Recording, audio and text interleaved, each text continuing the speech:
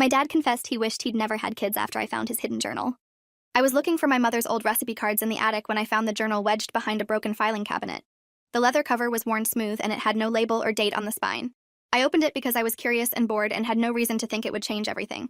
The first entry was dated 3 months after I was born. Another sleepless night, Claire screaming for hours, Beth exhausted and resentful. I keep thinking about what my life could have been if we'd never gone through with this. The promotion I turned down, the travel, the freedom. Sometimes I look at her and feel nothing but regret. The words sat there on the page in my father's precise handwriting, and my hands started shaking so badly I almost dropped the book. I read the entry again to make sure I understood correctly. Then I flipped forward through more pages and found entry after entry saying variations of the same thing. That I was a burden. That my brother Derek was even worse because he had learning disabilities that required extra attention. That our mother had trapped him with pregnancy. That he resented every birthday party and school event and family vacation because they represented the life he'd sacrificed. I sat on the dusty attic floor reading for over an hour while the afternoon light shifted through the small window. Some entries were worse than others. On my 10th birthday, he wrote about how he'd smiled through the party while internally calculating how many more years until I left for college. When Derek struggled in school, he wrote about feeling embarrassed to have a son who wasn't smart. When Mom got sick last year, he blamed her for getting pregnant in the first place and ruining his ambitions. The journal went back over 20 years and contained hundreds of entries documenting a secret interior life full of bitterness and disappointment. I took photos of several pages with my phone because I needed proof this was real. Then I put the journal back exactly where I found it and climbed down from the attic with my legs feeling weak. That night at dinner, Dad acted completely normal. He asked about my classes at the community college and whether I'd heard back from any of the universities I'd applied to for transfer. He joked with Derek about a football game and complimented Mom on the pot roast. I watched him perform this version of himself and felt physically sick because now I knew it was all performance. Every smile and interested question and supportive comment was fake. Underneath was someone who wished we'd never been born. I couldn't eat, and when Mom asked if I was feeling okay, I said I had a headache and excused myself. In my room, I looked through the photos on my phone again to make sure I hadn't imagined it. The words were still there in black and white. Claire is applying to universities now. Part of me hopes she gets into somewhere far away so I can finally have some space in this house. I stayed awake most of the night trying to process what I'd discovered. Everything I thought I knew about my family had been built on a foundation that didn't exist. My father didn't love us. He'd been pretending for over 2 decades. I wondered if Mom knew. I wondered if this was why she sometimes seemed sad in ways she wouldn't explain. I wondered what other lies I'd been living inside without knowing it. The next morning, I told Mom I needed to talk to her privately while Dad was at work and Derek was at school. We sat in the living room and I showed her the photos on my phone without explaining where they came from. She looked at the first image and her face went completely white. She scrolled through the other photos in silence and then handed my phone back to me. "Where did you find this?" Her voice was barely a whisper. I told her about the attic and the journal hidden behind the filing cabinet. She closed her eyes and I watched her age about 10 years in the span of a few seconds. I knew he had journals, but I never read them. He always said they were private work notes. I asked her if she knew how he really felt about us, and she started crying. Not loud, dramatic crying, but silent tears running down her face that she didn't bother to wipe away. She told me she'd suspected for years that he wasn't happy, but she'd convinced herself it was just normal marriage stress. That everyone had doubts sometimes. That he stayed because that meant something. I felt anger rising in my chest because she'd known something was wrong and never protected us from it. "Why did you stay with him?" She looked at me with exhausted eyes and said she didn't have anywhere else to go. She'd been a stay-at-home mother for 20 years and had no career and no savings of her own. Dad controlled all the finances. She said she'd been trapped the same way he felt trapped, and maybe they deserved each other. But Derek and I didn't deserve any of this. I spent the next 2 days digging through the house looking for more journals when my parents weren't home. I found 3 more hidden in different locations. One in the garage behind paint cans, one in the basement storage room, one in his office closet under old tax files. Each one contained the same kinds of entries documenting his resentment and regret. But they also contained other things that were worse. Specific incidents where he'd deliberately undermined us in small ways. Signing Derek up for the harder math class knowing he'd struggle so he wouldn't have to attend so many school events. Telling me I probably wasn't smart enough for pre-med when I mentioned wanting to be a doctor because he didn't want to pay for medical school. Encouraging Mom to gain weight by buying her favorite junk food because he'd stopped finding her attractive. The entries laid out a pattern of subtle sabotage that had been happening our entire lives. Things I'd internalized as my own failures were actually his manipulations. When I didn't make the volleyball team sophomore year, I thought it was because I wasn't athletic enough. But his journal revealed he'd deliberately scheduled a work trip during tryout week so he wouldn't have to drive me to practices, and I'd been too anxious without support to perform well. Every entry showed calculation and intent. This wasn't just a man who privately wished his life had gone differently. This was someone who'd actively worked to make us smaller so we'd be less trouble for him. I took photos of everything and backed them up to 3 different cloud storage accounts. Then I started making a plan. I wasn't sure what the plan was yet, but I knew I needed documentation and strategy. On Friday night, we had our usual family dinner, and I watched Dad play his role perfectly. He asked Derek about his science project with genuine seeming interest. He complimented Mom's haircut. He told me he was proud of me for maintaining my grade point average while working part-time at the bookstore. Every word felt like acid in my ears because I knew the truth now. After dinner, I helped Mom with dishes, and she was quiet in a new way, heavy and defeated. I asked her if she was going to confront him, and she shook her head. What would be the point? He'd just deny it or make excuses, and then everything would be worse. I realized she'd been living with the knowledge of his ambivalence for years and had chosen silent endurance. That made me angrier than anything in the journals. She'd let us grow up in this poisonous environment because leaving was too hard. I told her I wasn't going to pretend everything was fine, and she grabbed my wrist hard enough to hurt. Please don't make trouble. We need his income. Derek still has 2 years of high school. You're almost done with school. Just wait. I pulled my arm away and didn't promise anything. That weekend, I drove to see my Aunt Diane, who lived an hour away. She was my mother's older sister and the only family member I actually trusted. I showed her everything on my phone and watched her expression shift from confusion to horror to rage. She'd never liked my father, and now she had confirmation for all her suspicions. I knew something was wrong in that house. Beth stopped smiling years ago, but she always made excuses when I asked. Diane made tea, and we sat at her kitchen table while she looked through all the photos carefully. She was a paralegal at a family law firm, and she understood documentation and evidence. She told me these journals could be useful if Mom ever wanted to file for divorce, because they established a pattern of emotional abuse and financial control. I asked if emotional distance counted as abuse, and she said it depended on the actions attached to the emotions. The entries about deliberately sabotaging us might qualify. The financial control definitely mattered. She asked what I wanted to do with this information, and I admitted I didn't know yet. I just knew I couldn't go back to pretending everything was normal. Diane offered to let me stay with her if I needed space from the house. She also gave me the name of a therapist who specialized in family trauma. Before I left, she hugged me tight and said she was sorry I'd had to discover this, that I deserved better, that we all deserved better. Monday morning, I went to my classes at community college but couldn't focus on anything the professors said. My mind kept circling back to the journals and what to do next. During lunch, I sat in my car in the parking lot and called the therapist Diane had recommended. The receptionist got me scheduled for Wednesday afternoon.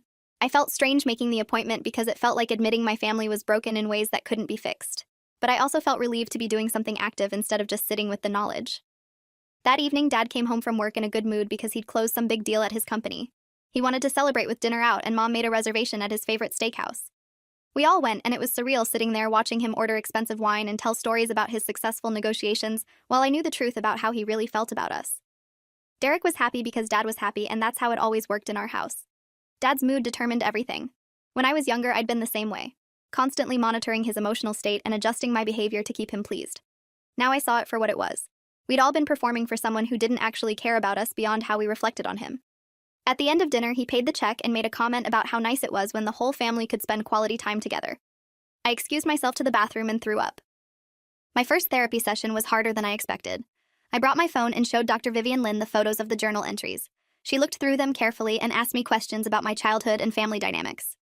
I tried to describe what it had been like growing up in a house where everything seemed fine on the surface, but something always felt slightly wrong. How I'd learned to be quiet and undemanding. How I'd taken on responsibility for managing everyone's emotions. How I'd internalized the belief that I was too much trouble and needed to make myself smaller. Dr. Lynn took notes and nodded and didn't seem shocked by anything I said. She told me what I was describing was a form of emotional neglect and covert abuse, that children need active love and engagement, not just the absence of obvious harm, that my father's secret resentment had manifested in countless small ways that shaped how I saw myself. She said the journal entries validated what I'd probably been feeling my whole life on some subconscious level, that my instincts had been correct even when I tried to talk myself out of them. By the end of the session, I was exhausted but also lighter somehow. Someone had witnessed what I discovered and confirmed it was as bad as I thought. I scheduled weekly appointments, and Dr. Lynn gave me homework to start journaling about specific memories that felt different now knowing the truth. Moments where Dad's behavior hadn't matched his words. Times I'd felt confused by mixed messages. I started writing everything down in a private notebook I kept locked in my car. Memories surfaced that I'd buried or recontextualized. Like the time in middle school when I won a writing competition and Dad said congratulations but then never mentioned it again or came to the award ceremony. I told myself he was busy with work, but his journal from that month revealed he was annoyed by having to frame the certificate and put it on the wall because it meant acknowledging my achievement. Or the time Derek had a seizure at school, and Dad's first response was anger about having to leave work early. I'd thought he was just stressed, but the journal showed he resented Derek's medical needs interfering with his career. Pattern after pattern emerged, showing that what I'd interpreted as typical parental limitations was actually active withdrawal and punishment. I filled 50 pages in 2 weeks and brought them to my next therapy session. Dr. Lynn helped me see how I developed coping mechanisms to survive that environment. I'd become hyper-responsible and people-pleasing. I'd learned to anticipate needs and smooth over conflicts. I'd made myself useful so I'd be harder to resent. These weren't bad qualities, but they weren't chosen. They were survival responses to growing up with a parent who saw me as a burden. She asked what I wanted for my future, and I realized I'd never thought about it in those terms. I'd only ever thought about what was expected or what would cause the least trouble. 3 weeks after finding the journals, I confronted my father. I'd planned it carefully after multiple therapy sessions and conversations with Aunt Diane. I waited until Derek was at a friend's house and Mom was grocery shopping, so it would just be the two of us. Dad was in his office working on his laptop when I knocked on the door. He looked up and smiled and asked what I needed. I closed the door behind me and said I needed to talk to him about something serious. His expression shifted to concern and he closed the laptop, giving me his full attention. I sat down across from his desk and pulled out my phone. "I found your journals in the attic." I watched his face very carefully. For a split second there was panic, then anger, then it smoothed into confusion. "What journals?" I opened the photos on my phone and held it up so he could see his own handwriting. "The ones where you've been documenting for 20 years how much you regret having kids, how much you resent Mom and me and Derek, how you've deliberately sabotaged us to make your life easier." The blood drained from his face and he reached for the phone, but I pulled it back. He started to speak and I cut him off. "Don't lie. I photographed all 4 journals, every entry, every year. I know exactly how you feel about us and what you've done." The silence that followed felt like it lasted an hour. Dad's face went through several expressions before settling on defensive anger. "You had no right to read those. Those were private thoughts in private journals." I laughed and it came out harsh. "Private thoughts about sabotaging your own children? About manipulating Mom into staying trapped? Those aren't just thoughts. You wrote about specific things you did to hurt us." He stood up and started pacing. "You're taking things out of context. Everyone has doubts sometimes. Everyone thinks about the road not taken. That doesn't mean anything." I pulled up a specific entry and read it out loud. "Derek's teacher called again about tutoring. I told Beth we couldn't afford it even though we just bought my new golf clubs. If he fails math, maybe they'll hold him back and he'll mature more. Or maybe he'll just accept he's not college material and we won't have to pay for another degree." Dad's face flushed red. I was venting. I was stressed. You don't understand the pressure of providing for a family. I stood up too and felt years of trying to be good enough fall away. "You scheduled work trips during my important events so you wouldn't have to come. You told me I wasn't smart enough for my dreams so you wouldn't have to support them. You bought Mom junk food deliberately to make her gain weight because you stopped finding her attractive. Those aren't stress. Those are choices you made to hurt people who loved you." Dad sat back down and his whole posture changed. He looked older and cornered. "What do you want from me? An apology? Fine. I'm sorry you found those journals. I'm sorry you read things that were never meant for your eyes." I shook my head. "I don't want your fake apology. I want you to understand that we're done pretending. I know who you really are now. Mom knows. Soon Derek will know. And we're going to make decisions based on the truth instead of the lie you've been selling us." His expression hardened. "I've provided for this family for over 20 years. I've given you a home and food and education. You don't get to judge me for having complicated feelings about it." I felt something snap inside me. "You don't get credit for doing the bare minimum while secretly hating us. You chose to have kids. You chose to stay. But you made sure we paid for those choices every single day in tiny cuts that made us think we were the problem. I'm 20 years old and I'm just now realizing that my father's disappointment in me wasn't about me at all. It was about his own regrets that he put on us instead of dealing with like an adult." Dad stood up again and pointed at the door. "Get out of my office. If you're so enlightened now, you can enlighten yourself somewhere else. This is my house and you'll respect me under this roof." I walked to the door and turned back. "I'm not asking for your permission anymore, and this stops now." I went straight to my room and started packing. I'd already arranged with Aunt Diane that I could stay with her temporarily if things went badly. Mom came home an hour later and found me loading boxes into my car. She stood in the driveway with grocery bags hanging from her hands, looking lost. "He told me you confronted him. Please don't leave. We can work this out as a family." I kept packing and didn't look at her. "There is no family. There's a man who resents us and people who've been pretending not to notice. I'm done pretending." She started crying and said she needed me to stay for Derek's sake because he wouldn't understand why I left. I finally stopped and faced her. "Derek needs to know the truth. He deserves to understand why Dad has always been distant with him. Why nothing he does is ever good enough. He needs to stop blaming himself for having learning disabilities when Dad's the one who's been sabotaging him." Mom's face crumpled. "You're going to destroy this family." I put the last box in my car and slammed the trunk. The family was already destroyed. We were just too busy trying to fix ourselves to notice. I hugged her because despite everything, she was still my mother and she was as much a victim as the rest of us. Then I drove to Diane's house and didn't look back at the place I'd grown up. Living at Aunt Diane's gave me space to breathe and think clearly for the first time. Her house was small but comfortable and she treated me like an adult instead of a burden. She charged me minimal rent that covered groceries and let me use her second bedroom. I kept going to my community college classes and working at the bookstore. At night, I'd sit with Diane and we'd talk about Mom and what could be done to help her leave. Diane had been trying to convince her sister for years that the marriage was unhealthy. Now she finally had proof. She reached out to Mom multiple times offering support and resources. Mom was receptive but scared. She'd been financially dependent on Dad for so long that independence felt impossible. Diane connected her with lawyers and financial advisors at her firm who did pro bono consultations. Slowly, Mom started taking steps. She opened her own bank account. She got copies of all the financial documents she could access. She started looking at apartment listings even though she didn't commit to anything. I visited her twice a week when Dad was at work and we'd sit at the kitchen table planning her potential future. Derek still didn't know what was happening and that weighed on me. He was 16 and deserved to understand why the family was fracturing. But Mom begged me to wait until she had a plan in place because she didn't want him caught in the middle. 4 weeks after I moved out, I got a call from Derek's school counselor. He'd been in a fight with another student and was suspended for 3 days. The counselor wanted to speak with his parents about concerning behavioral changes. I called Mom and she said Dad had already gone to the meeting and dismissed it as typical teenage acting out. But I knew my brother and violence wasn't typical for him. I drove to the house that afternoon and found Derek in his room.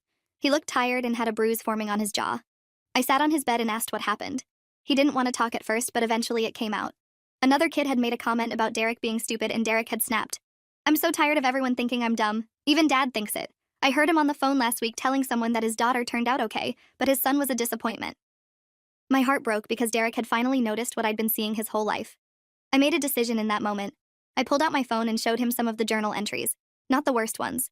Just enough to help him understand that Dad's disappointment had nothing to do with Derek's worth. He read them with tears running down his face. I thought it was me. I thought I was the problem. I told him he'd never been the problem. That Dad's inability to love us wasn't our fault. That we deserved better, and we were going to find better. Derek asked if Mom knew, and I said she knew now and was working on a plan. He asked if I hated Dad, and I said I didn't hate him, but I was done trying to earn love from someone who'd decided before I was born that I wasn't worth it. The fight at school was a turning point. Derek started failing classes because he stopped trying. He spent more time out of the house with friends. When he was home, he barely spoke to Dad. Mom called me worried about him spiraling, and I told her this was the consequence of maintaining the lie for so long. Derek needed therapy and truth, not more pretending. I connected her with Dr. Lynn's practice, and they got Derek set up with a counselor who specialized in adolescence. Meanwhile, I was meeting with a lawyer Aunt Diane had recommended to discuss my options. I wanted to know if the journals constituted evidence of abuse, and whether they could be used in any legal proceedings. The lawyer reviewed all my documentation and photos carefully. She said emotional abuse was hard to prove in court, but the financial control and the evidence of deliberate sabotage could support a divorce case with favorable terms for Mom. She also mentioned that some of the entries about Derek's medical care being deliberately minimized could potentially rise to neglect. I authorized her to prepare materials that could be used if Mom decided to file for divorce. In the meantime, I got a letter from the university I'd applied to for transfer. I'd been accepted for the spring semester with a partial scholarship.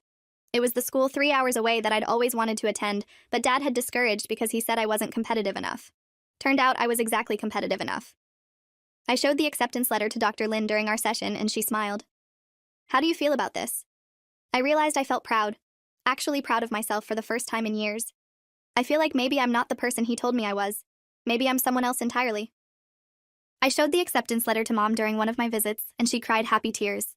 "You did this. You're getting out." I asked her when she was getting out, and she admitted she'd been making progress but was terrified of the actual execution. Dad still didn't know she'd been meeting with lawyers. She'd been hiding documents in a safety deposit box at a bank across town. She'd been applying for jobs that would let her support herself. But taking the final step felt insurmountable. I understood the fear, but I also knew she couldn't stay much longer without breaking completely. Derek was falling apart. The house was toxic.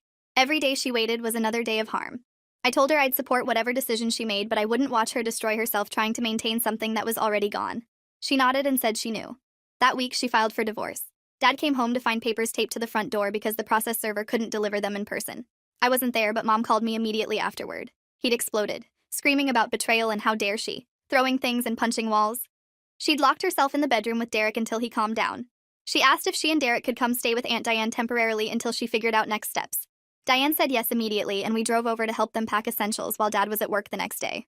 The divorce proceedings were brutal. Dad hired an expensive lawyer and fought everything. He claimed Mom was mentally unstable and had poisoned the children against him. He argued that he'd been the sole provider and deserved to keep the house and majority of assets. Mom's lawyer countered with the journals. We'd provided copies of the most damaging entries showing a pattern of emotional abuse, financial control, and deliberate harm. The judge read through them with an increasingly grim expression. Dad's lawyer tried to argue they were private thoughts taken out of context. But entry after entry showed intentional action, not just feelings. The judge wasn't impressed with Dad's defense. At one hearing, Dad actually turned to me in the courtroom and said this was all my fault, that I destroyed the family by violating his privacy. The judge shut him down immediately and warned him about trying to blame his daughter for his own documented behavior. Watching Dad get reprimanded by a judge gave me a satisfaction I hadn't expected. He looked small and pathetic instead of powerful.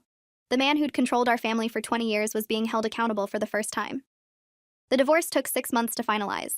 Mom got the house with the equity split. She got alimony and child support for Derek. She got her name added back to all joint accounts. The settlement wasn't perfect, but it was enough for her to start over. Dad moved into an apartment across town and tried to maintain custody arrangements with Derek. But Derek refused to see him most weeks. He'd testify during the custody proceedings about Dad's emotional distance and the journal entries describing him as an embarrassment. The judge gave Mom primary custody with Dad getting minimal visitation rights that Derek could opt out of as a 16-year-old. I started at the university in January and threw myself into my new life. The campus was beautiful, and the academics were challenging in ways that made me feel capable instead of inadequate. I declared a major in psychology because I wanted to understand family systems and trauma. I wanted to help other people who'd grown up in houses where love was conditional and affection was performance. My professors noticed my dedication, and one of them recommended me for a research assistant position in the child development lab. I spent hours studying attachment theory and parental influence and intergenerational patterns. Everything I learned helped me understand my own experience better. I made friends who didn't know my history and saw me as just myself. I dated someone briefly and ended it when I realized I was falling into old patterns of trying to manage their emotions and make myself useful. Dr. Lin helped me see those patterns and work on establishing boundaries. I was learning to take up space instead of making myself smaller. I was learning that my needs mattered, that I didn't have to earn the right to exist through perfect behavior. Some days were harder than others. I'd have moments where I'd doubt myself or slip back into people-pleasing, but I kept going to therapy and doing the work, and slowly I became someone I actually liked. Mom got a job working as an office manager at a dental practice. It didn't pay much, but it was hers, and she was good at it. She started taking night classes to finish the degree she'd abandoned when she got pregnant with me. She made friends with other women in her classes who'd also been through divorces. She started going to book club and yoga and doing things just because she wanted to. I watched her transform from someone who'd been hollowed out by years of emotional neglect into someone with opinions and interests and plans. Derek was still struggling but making progress. His therapist had him on medication for depression and anxiety that helped level out the worst days. His grades improved slowly. He joined the theater program at school and discovered he was good at set design. He started talking about maybe going to technical school after graduation to study carpentry or electrical work, things he could do with his hands that didn't require traditional academics. Dad called both Derek and me a few times trying to reconcile. The conversations followed the same pattern every time. He'd start with pleasantries, then he'd minimize what happened, then he'd blame Mom for turning us against him, then he'd get angry when we wouldn't accept his version of reality. Eventually, we both stopped answering his calls. Aunt Diane said he'd been telling people at his company that his ungrateful children had abandoned him, that he'd sacrificed everything for his family and this was how they repaid him. The narrative he told himself had no resemblance to the truth. 1 year after finding the journals, I was home visiting Mom and Derek during spring break when I got a call from a number I didn't recognize. I almost didn't answer, but something made me pick up. It was Dad's sister, my Aunt Patricia, who I hadn't spoken to in over a decade. She lived on the West Coast and we'd never been close. She said she'd heard about the divorce from other relatives and wanted to understand what happened. I gave her the abbreviated version and she was quiet for a long time. Then she told me something I hadn't known. Dad had a younger brother who died when they were teenagers. The brother, my Uncle Thomas, had been the golden child of the family. Athletic, charming, academically gifted.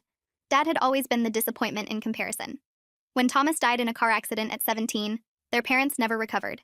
They spent the rest of Dad's adolescence mourning the son they lost and barely acknowledging the son they still had. Patricia said Dad had always carried that rejection with him. He'd never dealt with it and instead recreated the dynamic with his own family. Derek represented the disappointment he'd been. I represented something else, maybe the possibility of redemption he couldn't achieve. Patricia wasn't excusing his behavior, but she wanted me to understand where it came from. I thanked her for the context but told her it didn't change anything. Trauma doesn't give you permission to traumatize others. Dad had choices and he chose wrong repeatedly for 20 years. Patricia agreed and said she wished she'd stayed more connected to us growing up. She might have noticed something was wrong. That conversation with Patricia changed something for me. I'd spent so much energy being angry at Dad that I hadn't left room for anything else. Understanding his history didn't make me forgive him, but it let me put down some of the rage I'd been carrying. He was a damaged person who damaged others because he didn't know better and wouldn't get help. That was sad, but it wasn't my responsibility to fix. I talked about it in therapy, and Dr. Lin helped me process the complexity of holding someone accountable while also acknowledging they were shaped by their own trauma. The work wasn't about excusing Dad, it was about freeing myself from the need for his validation. I didn't need him to admit what he'd done or apologize or change. I just needed to build a life that had nothing to do with him. By the end of my second year at university, I'd made the dean's list both semesters. I'd been promoted to lead research assistant in the lab. I'd presented at a regional conference about childhood emotional neglect and its long-term impacts. I'd started dating someone new who was kind and respectful and didn't need me to manage their feelings. I'd learned to recognize my worth independent of anyone else's judgment. When I walked across campus, I felt like I belonged there. I'd earned my place through my own effort and intelligence, not through making myself smaller or more convenient for someone else. Derek graduated high school with decent grades and got accepted to a technical program for sustainable building design. He moved into student housing and called me every few weeks to update me on his projects. He sounded lighter than he had in years. Mom sold the house she'd won in the divorce because it held too many bad memories. She bought a smaller place near Aunt Diane and turned one room into an art studio. She'd started painting again, something she'd given up when she got married. Her paintings were vibrant and chaotic and nothing like the carefully controlled person she'd been. She hung them around her house without apology. When I visited, we'd sit in her studio and talk about our weeks and our plans. Sometimes we'd talk about Dad and the journals and what it all meant. Other times we'd just be together without the weight of the past pressing down on us. One afternoon, she told me she was dating someone she'd met in her painting class. A man who was divorced and understood the work of rebuilding yourself. She seemed nervous telling me, worried I'd think it was too soon or judge her choice. I told her I was happy for her and meant it. She deserved to be with someone who chose her actively instead of resenting her existence. She cried and said she'd been so focused on surviving that she'd forgotten what it felt like to actually live. Now she was remembering. I graduated with honors and got accepted to a graduate program in clinical psychology with full funding. The program was in a different state and would take 5 years, but I'd be trained to do therapy work with families dealing with trauma. I wanted to sit across from people in pain and help them see that healing was possible, that recognizing dysfunction wasn't the end of everything. It was the beginning of choosing yourself. During my last week before moving for graduate school, I went to visit Dad one final time. I'd been thinking about it for months and discussing it in therapy. Dr. Lin helped me clarify what I wanted from the visit. Not reconciliation or closure necessarily, just honesty. I called ahead and he agreed to meet me at a coffee shop near his apartment. He looked older than I remembered, grayer and more tired. We sat across from each other and ordered drinks neither of us touched. He started with small talk about my graduation and graduate school. I let him talk for a few minutes and then interrupted. I wanted to tell you in person that I'm done trying to have a relationship with you. I'm not angry anymore. I'm just done. He looked stung. I'm your father. You can't just decide you're done. I shook my head. You spent my entire childhood wishing I didn't exist. You documented it in journals. You acted on it through sabotage and neglect. You don't get to claim fatherhood now because it's convenient. He tried to argue, but I kept going. I don't need your apology or your excuses. I just need you to know that I see you clearly now. You're not this powerful figure I have to please anymore. You're just a man who never dealt with his own pain and let it poison everyone around him. I hope you get help someday, but that's not my responsibility. Dad sat there processing my words, and I watched emotions flicker across his face. Anger, defensiveness, shame, resignation. Finally, he said, I did my best with what I had. I stood up and grabbed my bag. Your best wasn't good enough, and that's something you have to live with, not me. I walked out of the coffee shop and got in my car and drove back to Aunt Diane's house. I felt lighter than I'd felt in 2 years. I'd said what I needed to say, and I didn't need his response. That night, Diane threw me a going-away dinner with Mom and Derek and some friends from university. We ate too much food and laughed about stupid things, and I felt surrounded by people who actually wanted me there. People who saw my success and celebrated it without resentment. Mom gave a toast about how proud she was of the woman I'd become. Derek gave me a handmade box he'd built in his woodworking class to keep important things safe. Diane gave me a necklace that had belonged to our grandmother with a note saying I was continuing a legacy of strong women who survived hard things. I looked around the table at my chosen family and felt grateful for the journals I'd found in the attic. They'd broken everything open, but breaking was necessary before building something new. 5 years later, I finished my doctorate and started working at a family therapy practice specializing in trauma. I see clients who grew up in emotionally neglectful households, who learned to make themselves small, who question their worth because the people who should have loved them couldn't. I help them untangle the lies they've internalized and build new narratives based on truth. The work is hard but meaningful, and every session reminds me how far I've come. Mom is thriving in her small house with her art and her partner who treats her with respect. Derek owns his own carpentry business and builds beautiful furniture that people commission from across the state. Dad reached out one more time a few years ago asking if we could talk. I wrote back saying I wished him well, but I'd built a life that didn't include him, and I was keeping it that way. I heard from Patricia that he'd finally started therapy after a health scare made him confront mortality.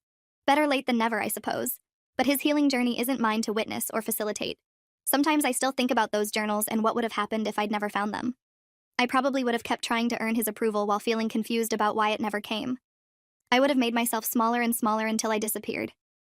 Finding the truth destroyed the family I thought I had, but it gave me the chance to build something real. I'm grateful for that, even though the process hurt more than anything I'd experienced. The truth set me free, and I've spent every day since then choosing freedom over comfort, honesty over performance, and myself over anyone's expectations. That's the legacy I'm building,